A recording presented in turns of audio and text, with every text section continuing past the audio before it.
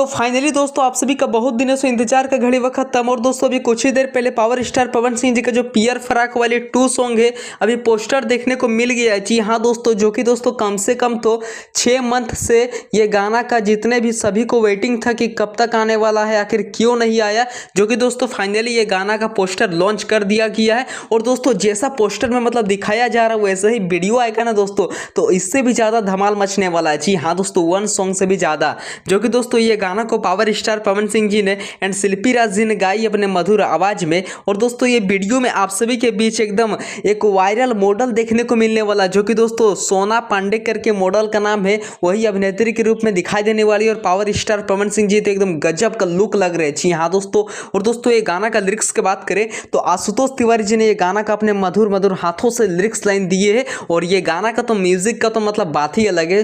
प्रियांशु भाई ने ये गाना का संगीत दिए है। और ये वीडियो को आप सभी के बीच MMB रिकॉर्ड के यूट्यूब चैनल की ओर से रिलीज किया जाएगा। वैसे दोस्तों ये वीडियो में कोई भी प्रकार का टाइम डेट नहीं दिया गया, मेरे ख्याल से दोस्तों ये वीडियो को परसों तक रिलीज कर दिया जाएगा। तो चलिए दोस्तों मिलते हैं किस नेक्स्ट वीडियो को, जैसे ही ये गाना का कुछ अपडेट आएगा, कितना व्यू पे कितना मिला, कितने घंटे में मैं आप सभी को फुल रिव्यू करके दे दूंगा। तो चलिए मिलते हैं किस नेक्स्ट वीडियो को, लव यू।